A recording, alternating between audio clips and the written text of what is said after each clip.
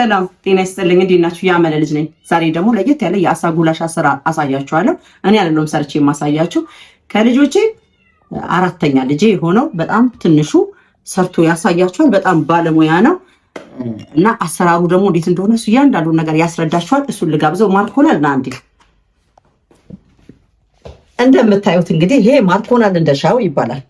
አራተኛ ልጄ ነው። ቤታችንን ቀጥ አድርጎ የያዘው ከታላላቆቹ በላይ ሆኖ ምግብ የሚሰራልኝ እሱ ነው። በደከመኝ ሰዓት የሚያሳርፈኝ ስለሆነ አሁን ደግሞ አሳ ጉላሽ ቁርሳችሁን ላብላችሁ። እኔ ራሴ ሰርቼ ስላለ የስራና አብረን እንቀምሳለን። እናንተ ግን ሰብስክራይብ ማድረጋችሁ ላይክና ሼር ማድረጋችሁ እንዳትረሱ። ማርኮናል መጀመሪያ ራስን አስተዋውቅ። ስሜ ማርኮናል እንደሻው ይባላል። ዛሬ የምሰራላችሁ አሳ ጉላሽ ነው። አሳ ጉላሽ ለመስራት የሚያስፈልጉን ግብአቶች አሳ ያስፈልገናል፣ ቲማቲም፣ ሽንኩርት፣ በርበሬ፣ ጨው፣ ሮዝመሪ እና ዘይት ያስፈልገናል። በእነሱ ግብአቶች እንሰራለን። በቃ እንግዲህ አሁን ማርኮናል የሚሰራላችሁ ያለው ቅመም ሮዝመሪ ብቻ ነው። በአጋጣሚ ቤት ውስጥ ምንም ስለሌለ ሮዝመሪ ብቻ ኑሮ እንኳን ቆንጆ በርበሬም ሆነ ሌሎች ቅመማ ቅመሞች ባይኖሩ እንዴት አጣፍጬ እንደምሰራ አሳይሻለሁ ማሚ ስላለኝ አበረታቱት።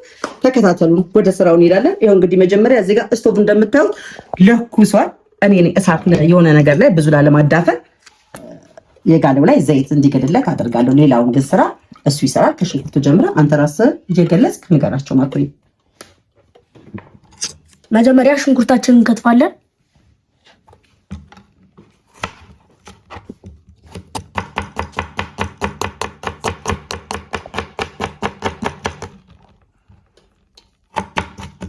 እንግዲህ ሁላችሁ ተመልካቾች በጣም በሚገርማችሁ ነገር እንደዚህ ቤት ውስጥ ልጆቻችሁን በማበረታታት አሁን ክረምት አይደለ? ክረምት ላይ የማይጎዳቸውን ነገሮች ቀለል ያሉ ምግቦችን እንደዚህ እንቁላል መጥበስ፣ አሳ መስራት፣ ፍርፍር መስራት የሚባሉ ነገሮችን ለቁርስ የሚደርሱ ነገሮችን በጠዋት መነሳት ልምድ ስለነበራቸው ተነስተው ቤት ውስጥም ከሚበጠብጧችሁ ሌሎች ነገሮችን ውጭ ወጣ ብሎ ከሚያስቸግሯችሁ ቤታችሁ ውስጥ እንደዚህ ስራ እያሰራችሁ በዛው ልጆቻችሁ ባለሙያ ይሆናሉ። እናንተ ደግሞ እረፍት ታገኛላችሁ። ከመስከረም እስከ ሰኔ ድረስ ወላጆች እናውቀዋለን። በሌሊት ተነስተን ልጆቻችንን በመሸኘት የደከመ ጉልበታችንን እንደዚህ ደግሞ ልጆቻችን ሲያበረታቱ እጅግ በጣም ደስ ብሎ ነው የምንበረታታ። እንደምትወዱለት ስራውን እኔ እርግጠኛ ነኝ። ሽንኩርት አከታተፉ እንኳን እኔ በእውነት ነው የምላችሁ ይሄ የ12 ዓመት ልጅ የሚከትፈው አከታተፍ አይነት አከታተፍ አይደለም። ይሄ ደግሞ የመጣው ከራሱ ፍቃድ ነው። ራሱ ስራ ከመውደዱ የተነሳ ነው። ብዙ አይነት ምግቦችን ይሰራል ማርኮናል እና ላይክ ሼር በማድረግ ደግሞ እናንተ አበረታቱት። በቅርብ ቀን ደግሞ የራሱ ቻናል ከፍቶ ቆንጆ ምግቦችን እየሰራ ወደ እናንተ ሊደርስላችሁ ያደርጋችኋል። ተከታተሉ።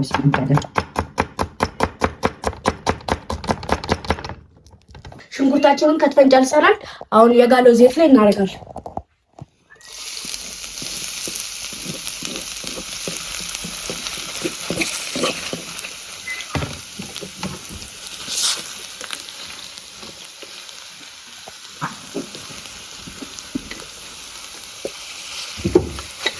ይሄን እንደዚህ ደግሞ ያቁላላል። አሁን ደግሞ ቲማቲማችንን ደቀቅ አድርገን እንከትፋለን።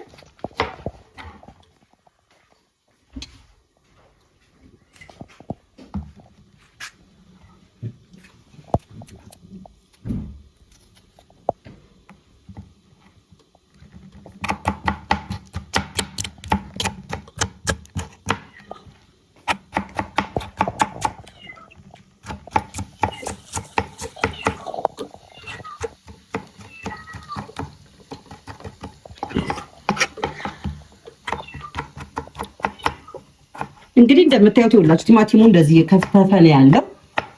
ሌላው የጠቀመው ነገር ምን መሰላችሁ? እኔ በቤት ውስጥ አንዳንድ ስራዎችን ስሰራ አብሮኝ ከስር ከስር ስለሚል ሙያ ለመልመድ ብዙ ጊዜ አልፈጀበትም። በጣም ጎበዝ ነው። እኔ ደግሞ እስከዛ ድረስ ትንሽ ላግዘው ብዬ ቲማቲሙን እስኪከትፍ ልጅ አይደለም ከስር ከስር አትጥፉ። ወላጆች አንድ የምነግራችሁ ነገር ቢኖር ልጆቻችሁን ኃላፊነት ስትሰጧቸው እሳት አካባቢ ላይ እናንተ አብራችሁ ከጎናችሁ ብትሆኑ የተሻለ ነው። ምክንያቱም ልጆች ሁልጊዜ ልጆች ናቸውና ስህተት ሊፈጠር ስለሚችል ይህን ጥንቃቄ ማድረጋችሁን ግን እንዳትዛሉ። ቲማቲማችንን እንደዚህ እናደቃለን። አሁን ደግሞ ቲማቲማችንን እንጨምራለን። ቲማቲም በነገራችን ላይ በጣም እንደዚህ ባይደቀም እንኳን እሳት ሲነካ ራሱ ድብን ብሎ ስለሚሞት ብዙ ስጋት የለውም። ምክንያቱም ከዚህ በኋላ የሚሰራቸው ሌሎች ስርዓቶች ስላሉ አሳ ላይ ያለውን አጥንት ማውጣት፣ አሳውን መክተፍ፣ እነዚህ ስራዎች ስላሉ ቲማቲሙ እስከዛ ድረስ እንደዚህ ተደርጎ ይሞትለታል። አሳይ እንደምታዩት አጥቤ ጨርሻለሁ። በሎሚ አጥቤዋለሁ። አሁን ደግሞ አጥንቱን እናወጣለን። አጥንቱን ስናወጣ በእጃችን እንደዚህ ፈትሸን ያለውን አጥንቱን እናወጣለን።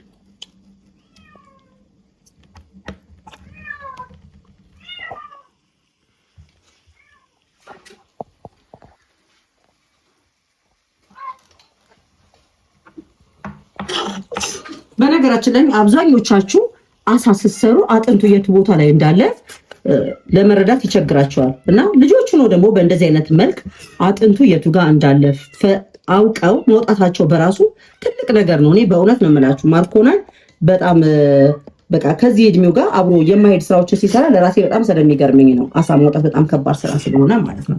ግን ላወቀው ሰው ደግሞ በጣም ቀላል ነው። እኛ ግን ቤቱ ስለምንሰራ እንደዚህ አይነት ነገሮች ብዙ አልከበዱትም። አጥንቶቹን ልቅም ልቅም እያደረገ ከስር ከስር በኋላ እንዳይወጋቸው እያወጣላቸው ይገኛል። እኔ ደግሞ እዚህ ጋር እያደስኩት እገኛለሁ። ቲማቲማችን ሙትት እስኪልን ድረስ እንዳይዘናጋ በስራ ቢዚ እንዳይሆን እጅ አላስችል ስላለኝ ነው እንደዚህ ማገዘው እንጂ በእውነት ነው የምላችሁ እሱ እራሱ ሰርቶ እኛ ቤት ሳሎን ተቀምጠን እሱ ወጥ ቤት ሰራርቶ ወንድሞቹንም እኔንም አባቱንም ኑ ደርሷል ብሎ የሚለን ልጅ ነው። እና እናንተ ምን ትላላችሁ? ይሄ ልጅ ምግብ ዝግጅት በዚህ እድሜው እናስተምረው ወይንስ እድሜው አልፈቀደም ትምህርቱን ብቻ ይከታተል? ይሄ ትንሽ ከፍ ሲል ቢማር ይደርስበታል፣ ቤት ውስጥ ይልመድ ትላላችሁ? ኮመንት ላይ አስተያየታችሁን ጻፉ። የእናንተን ምርጫ አከብራለሁ። ሽንኩርትና ቲማቲማችን ተቆላልቷል። አሁን በርበሬያችን እንጨምራለን። በርበሬ አናበዛም፣ ትንሽ ነው የሚያውቀው ለከረል ስለሆነ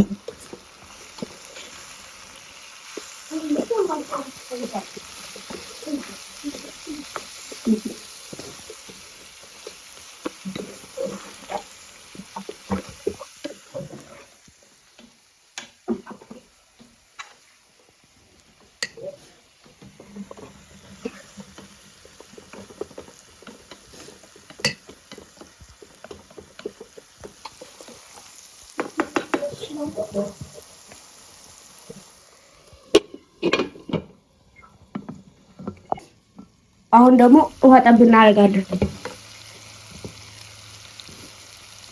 ውሃ ትንሽ ነው የምናደርገው እንዳይብኝ።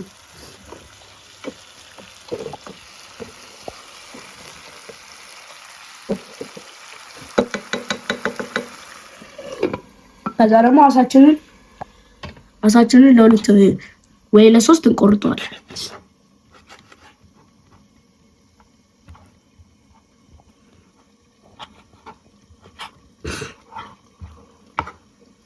እሾኩን ስለወጣ ነው ምንም ችግር የለው።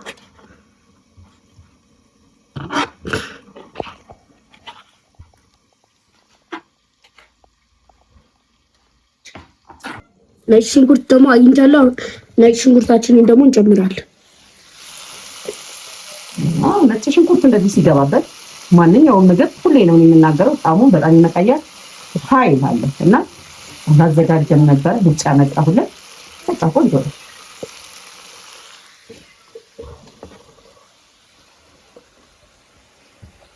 አሁን ደግሞ ስጓችን ደርሷል።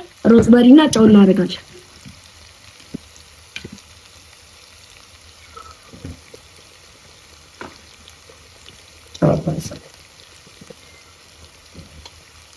በጣም የሚገርማችሁ ነገር ሽታው በጣም ደስ ይላል። እንግዲህ የሚቀመስ ቢሆን ኑሮ አብረን ቀምሰን ብናየው በጣም ደስ ይለኝ ነበር። እኔ ግን እየተሰራ አይናዩን እያየሁት ለመብላት በጣም ጓጉቻለሁ። አሁን የቀረን አሳ መጥበስ ብቻ ነው። አሳችንን ጨርሰናል ከትፈን። ስጉን እንደዚህ አድርጌ ጨርሻለሁ። አሳችንን ከጠበስን በኋላ ከድጋሚ ስለምናቁላለው ችግር የለውም። ለአሳችን ደግሞ መጥበሻ ዘይት እናደርጋለን። ዘይት እንግዲህ ይኸውላችሁ ወላጆች ልጆቻችሁን ባሰራችሁ ቁጥር ምንም መሰሰት አይጠበቅባችሁም። ምክንያቱም ልጆቹን ጊዜ ልጆች ናቸው አይደለ?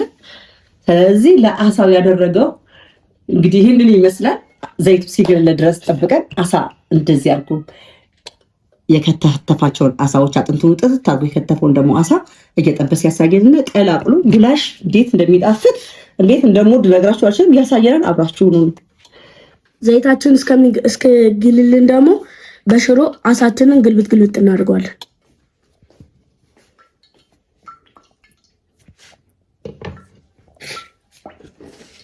ጨርሴ ደግሞ ሙሉን ጨርሼ እንገናኛለን። ከሽሮአችን ጋር ደግሞ አደባልቀን ጨርሰናል። ከሽሮ ጋር አብሮ የሚደባለቀው ጣዕሙ ቆንጆ እንዲሆንልን ነው። ዘይታችን እስከሚገል ደግሞ እንጠብቃለን። መጋሉን ለማረጋገጥ ደግሞ አንድ ፍሬ አድርገን እንሞክረዋል። ግሏል። ለዛ ሁሉንም እናደርጋለን። ሁሉንም ሲሆን ግማሽ ሌላ ነው።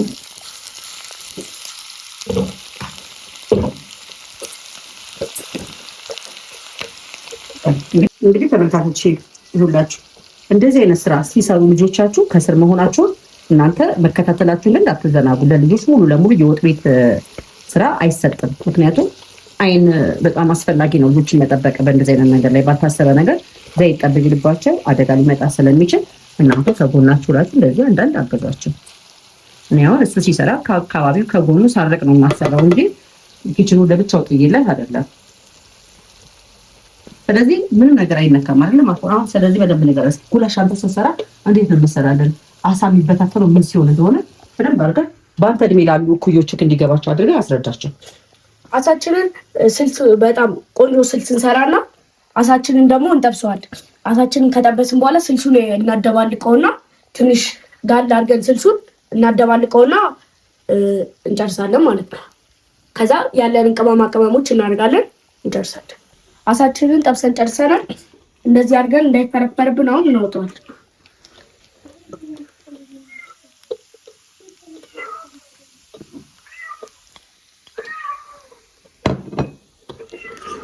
እንደዚህ ደረቅ ማለቱ ደግሞ በኋላው በጣም ጥቅም እንደሚኖረው እርግጠኛ ነኝ። ምክንያቱም ደረቅ ሲል አፍ ላይ የሚመጣው ቴስት በጣም ቆንጆ ስለሚሆን ከስልሱ ጋር ሲያቀላቅለው በጣም ቆንጆ ነው የሚሆነው እና እንግዲህ ሁላችሁ እኔም ትንሽ ላግዘው። ምክንያቱም እንደዚህ አይነት ስራዎች ላይ ሁሌም እንደምለው ልጆች መታገዝ አለባቸው ሲስተሙን እንዲያውቁት።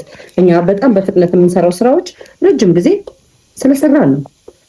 ስለዚህ እንደዚህ አድርገን ልጆቻችንን እያገዘን አብረናቸው ክረምታችንን እንለፍ እንጂ ልጆቻችንን ክረምት መጣ የት እናድርጋቸው ወይኔ በጠበጡን የወንዶች እናት ነኝ ምናምን የምትሉ ሰዎች እባካችሁ እንደዚህ አትበሉ። እግዚአብሔር ይመስገን እንኳን ወንድ ልጆች ኖሯችሁ። ልጅ በረከት ነው፣ ሰው በፍላጎቱ ስለማያገኝ እንደዚህ አትበሉ። እሺ በቃ ቤታችሁ ውስጥ ልጆቻችሁን ያዝ አድርጓቸው። ከልጅ በላይ ምን አለ? እኔ አንዳንዴ ለቀልድ ይሁን ምን ይሁን እኔ አልገባኝም። የት ላድርጋቸው? ክረምቱ ደረሰ። የወንድ እናት አለሽ ወይ? ደህና ነሽ? ያው አለው። እኔ 5 ወንድ ልጆች ወልጄ ደስ ብሎኝ አለው። ምንም አልሆንኩም፣ ደስተኛ ነኝ። በቤታችሁ ሰብሰብ አድርጋችሁ ልጆቻችሁም ያዝ። እናንተ የተሰጣችሁን ለማን ልትሰጡ ፈለጋችሁ? አስተማሪ እኮ ግዴታ የለበትም አይደለ እንዴ? ሁሉን ነገር መያዝ። ሁለተኛ ጊዜ አሳችንን ጠብሰን ጨርሰናል።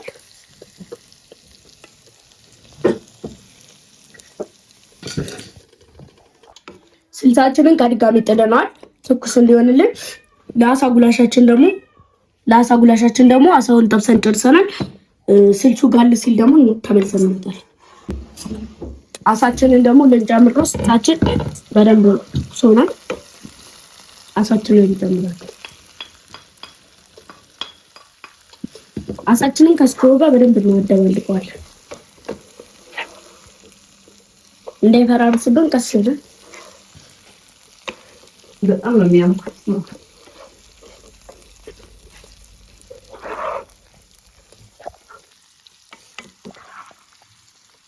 ከዛ ትንሽ ዋጣ ብናደርግና እንከድነዋለን።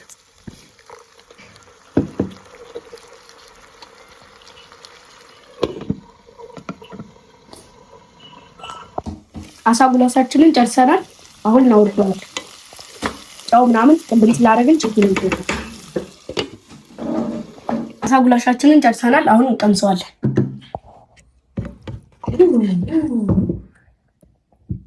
እዚህ ጋር ደግሞ ማባያ እንቁላል ጠብሰናል።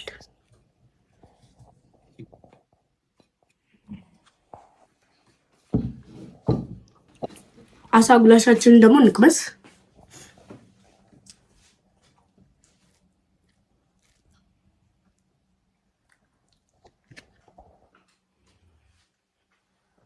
በጣም ነው የምጠፍተው። የዛሬ አሳ ጉላሻችንን ጨርሰናል። ላይክ፣ ሰብስክራይብ ማድረግ እንዳትረሱ። ይመቻችሁ።